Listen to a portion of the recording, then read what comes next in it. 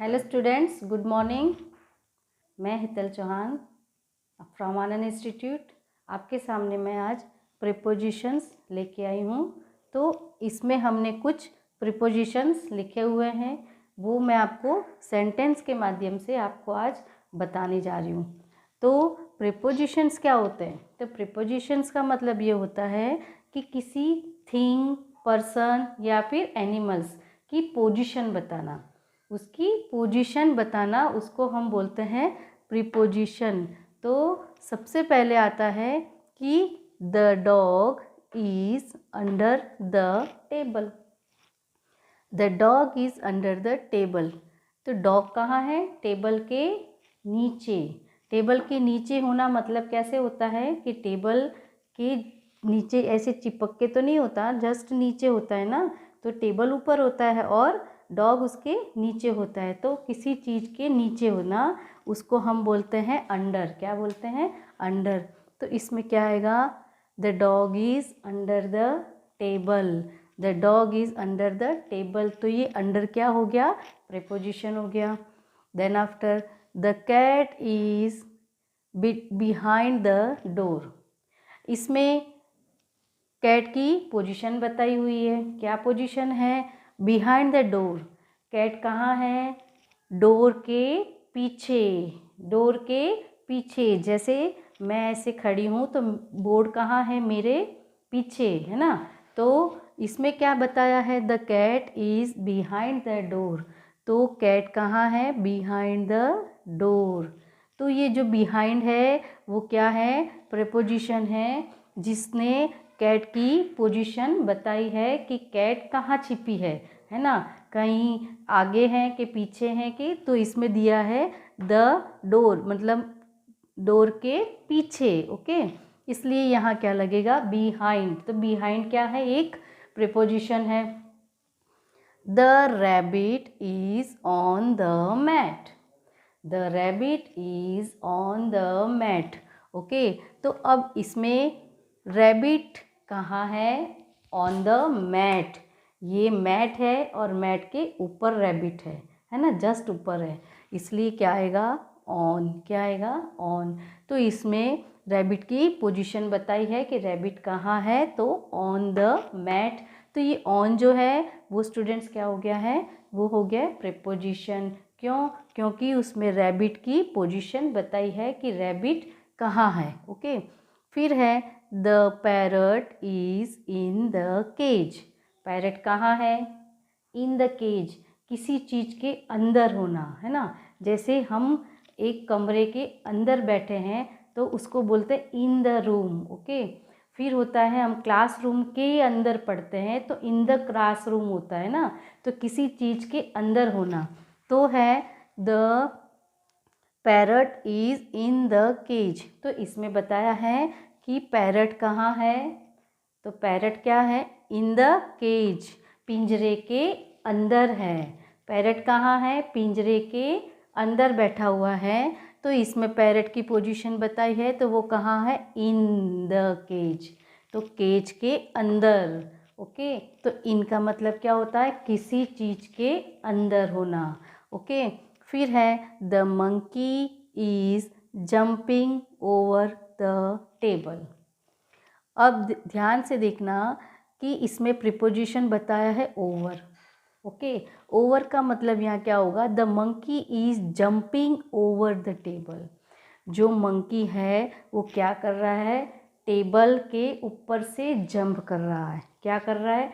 Table के ऊपर से जंप कर रहा है, इसलिए हम बोलेंगे ओवर द टेबल। क्या बोलते हैं? Over the table. किसी चीज़ के ऊपर से जंप करना मतलब किसी चीज़ के ऊपर होना मतलब ओवर। क्या होता है? ओवर। जैसे एरोप्लेन होता है, एरोप्लेन कहाँ होता है? फ्लाइंग ओवर, हमारे ऊपर से जाता है। ऊपर से मतलब यहाँ से तो नहीं होता ना, फ्लाइंग ओवर द स्काई, तो वो आसमान में जा रहा है ना, उड़ रहा है, तो उसको भी हम ओवर बोलते हैं। तो यहाँ the monkey is jumping over the table. जो मंकी है वो टेबल के ऊपर से जंप कर रहा है ओवर द टेबल। तो यहाँ पे क्या बताया है, ओवर। ओवर क्या हो गया है, प्रीपोजिशन है जिसने मंकी की पोजीशन बताई है कि मंकी क्या कर रहा है, तो जंपिंग ओवर द टेबल, उसके ऊपर से कूद रहा है, जंप कर रहा है। Then after the squirrel is jumping into the basket. ये देखना स्टूडेंट्स ध्यान से, the squirrel is jumping into the basket. Squirrel यानी क्या होता है, गिलहरी। ओके, तो गिलहरी क्या कर रही है, जंपिंग, कूद रही है। कहाँ, इनटू द बास्केट, एक बास्केट है उसके अंदर कूद रही है ना। ये ओवर था, किसी के ऊपर से वो कूदना है।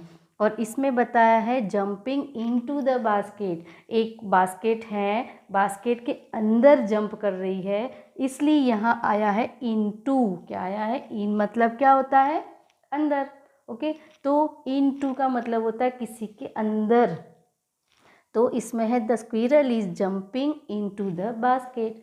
तो स्क्विरल जो है वो बास्केट के अंदर जंप कर रही है, इसलिए इसमें क्या आएगा, इनटू। स्क्विरल की पोजीशन बताई है कि स्क्विरल क्या कर रही है, jumping into the basket, basket के अंदर वो जंप कर रही है, इसलिए प्रीपोजिशन लगेगा इनटू। उसके बाद है the clock is on the wall। The clock is on the wall, किसी चीज़ के ऊपर, जैसे ये बोर्ड दिया हुआ है, ये बोर्ड कहाँ है, ऑन द वॉल है ना, ये दीवार है, दीवार के ऊपर लगा हुआ है, तो इसी पोजीशन में है the clock is on the wall. हमारे घर में जो क्लॉक लगी होती है वो कहाँ होती है, ऑन द वॉल होती है ना, सबके घर में जो टाइम देखते हैं तो वो कहाँ लगी हुई होती है, क्लॉक दीवार के ऊपर, तो उसको हम बोलते हैं ऑन द वॉल। क्या बोलते हैं, ऑन द वॉल। तो क्लॉक की पोजीशन कहाँ है, वॉल के ऊपर, जस्ट ऊपर, जैसे कि ये बोर्ड है वैसे की वैसी घड़ी लगी होती है सबके घरों में, तो इसको हम बोलते हैं ऑन द वॉल। क्या बोलते हैं, ऑन द वॉल। तो क्लॉक की पोजीशन बताई है यहाँ पे ऑन। ओके, तो इसलिए ये हो गया प्रीपोजिशन। क्या हो गया, preposition. Then after the cat is between the two mice. अब देखो यहाँ पे दिया है बिटवीन, यहाँ प्रीपोजिशन क्या है, बिटवीन।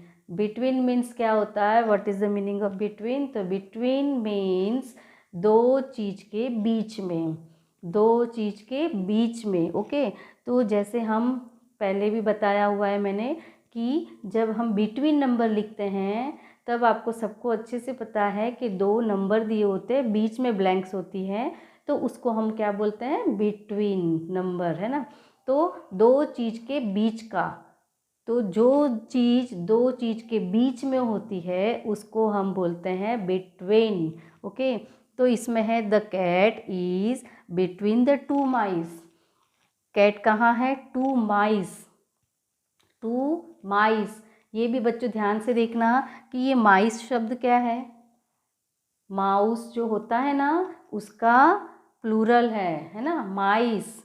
माउस मतलब एक चूहा, और माइस मतलब कितने होते हैं, एक से ज़्यादा, तो इसके लिए क्या लगता है, माइस। और तो यहाँ क्या है, टू है, तो वन माउस तो है नहीं, वन से ज़्यादा है, टू है, इसलिए यहाँ पे क्या लगेगा, टू माइस। माउस नहीं होते हुए यहाँ पर क्या आया है, माइस। ओके, ध्यान से सुनना सभी, टू माइस। तो the cat is between the two mice. तो कैट कहाँ है, दो चूहे के बीच में है, एक है चूहा और उसके बीच में है। ओके, तो टू माइस के बीच में क्या है, कैट है। तो कैट की पोजीशन बताई है यहाँ पे, किसके बीच में है, द टू माइस, तो इसके लिए क्या है, बिटवीन। बिटवीन क्या है, प्रेपोजिशन। ओके, फिर उसके बाद है the horse was going up the hill. The horse was going up the हिल।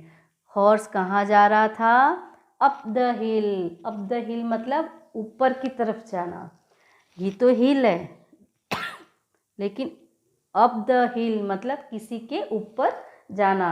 जैसे कि हम बोलते हैं ना सीढ़ियाँ चढ़ना, वो भी अप द स्टेयर होता है ना। और किसी ये हिल है तो यहाँ क्या आएगा, अप द हिल, तो किसी की तरफ ऊपर जाने को बताता है अप द हिल। तो यहाँ पे प्रेपोजिशन क्या है, अप। क्या है, अप। तो the horse was going up the हिल, जो हॉर्स है वो कहाँ जा रहा था, हिल के, पहाड़ी के ऊपर चढ़ रहा है ना, इसलिए अप द हिल। ओके। और उसके बाद है mother was coming down the stairs. Mother was coming down the stairs, जो मम्मी है वो क्या कर रही है, down the stairs, coming down the stairs मतलब स्टेयर्स उतर रही है, ऊपर से नीचे की तरफ आ रही है। ये हॉर्स जो था वो नीचे से ऊपर की तरफ जा रहा था, इसलिए अप द हिल। ओके। और mother was coming down the stairs means mother जो है वो स्टेयर्स से ऊपर से नीचे आ रही है, इसलिए हम क्या बोलते हैं, नीचे के लिए किसका यूज़ होता है, डाउन का। अप मीन्स ऊपर, डाउन मीन्स नीचे। तो mother was coming down the stairs, तो मदर जो है वो स्टेयर्स से ऊपर से नीचे आ रही है, सीढ़ियों से ऊपर से नीचे आ रही है, इसलिए यहाँ पे क्या है, कमिंग डाउन। ओके। तो ये ऑपोजिट वर्ड है, अप एंड डाउन। तो mother was coming down the stairs, तो ये डाउन क्या हो गया है, प्रेपोजिशन। तो स्टूडेंट्स मैंने आपको ये जितने भी प्रेपोजिशंस बताए हैं, पहले तो सबसे पहले तो ये जो मैंने लिखा हुआ है ये सब भी आपको नोटबुक में नोट डाउन करना है हेडिंग के साथ, ये पूरा ऐसा कैसा आपको लिखना है। उसके बाद जो भी मैं होमवर्क देती हूँ वो भी आपको सेल्फ अपने आप कंप्लीट करना है, जिसमें मैं आंसर नहीं लिखवाऊंगी, सिर्फ समझाऊंगी, तो आपको सेल्फ करना है। ऐसे कैसे जो भी मैं कुछ सेंटेंस लिखवाऊंगी उसको भी और इसको भी आपको नोटबुक में नोट डाउन करना है, ये कभी ना भूलें। तो अब मैंने आपके सामने स्टूडेंट्स कुछ एग्जाम्पल्स लिखे हुए हैं, कुछ सेंटेंस लिखे हुए हैं, तो आपको उसमें से अपने आप देखना है कि प्रीपोजिशन कौन सा इसमें राइट आंसर है, वो आपको टिक आउट करना है। ओके। तो सबसे पहले है द पेंटिंग इज ऑन के इन द वॉल। जैसे कि मैंने बताया था क्लॉक का एग्जाम्पल दिया था आपको। Okay.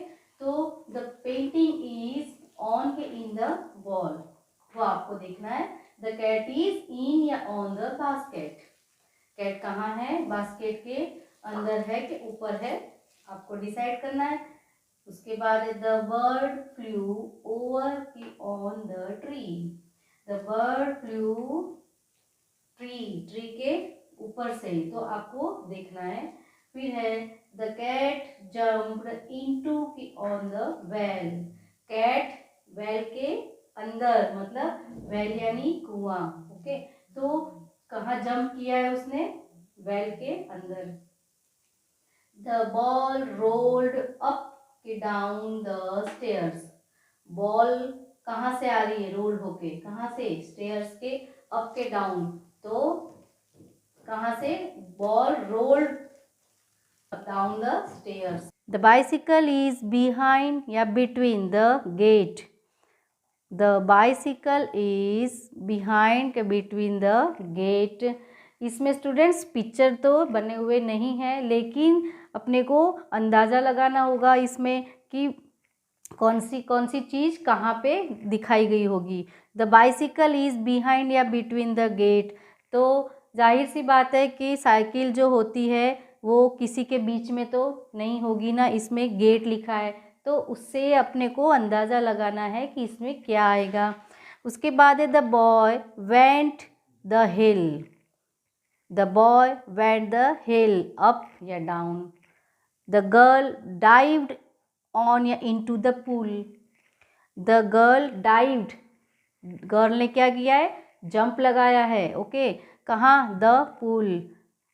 Heera and Riya were in या on the seesaw, seesaw का मतलब क्या होता है, सी सॉ आप लोगों ने सबने देखा हुआ होगा, जो गार्डन में कई बार अपने बैठे हुए तो एक जगह से बैठते तो एक जगह से ऊपर होता है, ऐसे होता है ना, तो उसको बोलते हैं सी सॉ। तो हीरा एंड रिया वर इन या ऑन द सी सॉ। फिर है Rohit was standing the tree. Rohit कहाँ खड़ा था? ऑन या अंडर द ट्री। तो ये तो नेचुरल बात है कि ट्री के ऊपर तो नहीं हो सकता है ना, अंडर द ट्री होगा। तो ये भी आपको समझ के करना है अपने आप। तो ये मैंने जो सेंटेंस लिखे हैं उसको आपको सेल्फ करने हैं और ये आपका होमवर्क भी रहेगा और आपको अच्छे से इसको समझ के इसको प्रीपोजिशन को कंप्लीट करना है।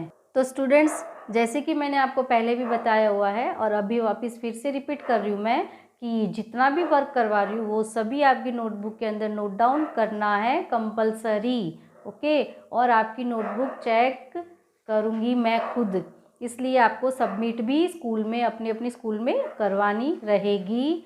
तो आज का जो हमारा पॉइंट था प्रीपोजिशन, जो कि मैंने आपको ये समझाया और ये होमवर्क दिया है, ये दोनों ही आपको कंप्लीट करना है। और आज का लेक्चर हम यहीं पर फिनिश करते हैं। Good day, goodbye, stay safe, stay healthy. Thank you.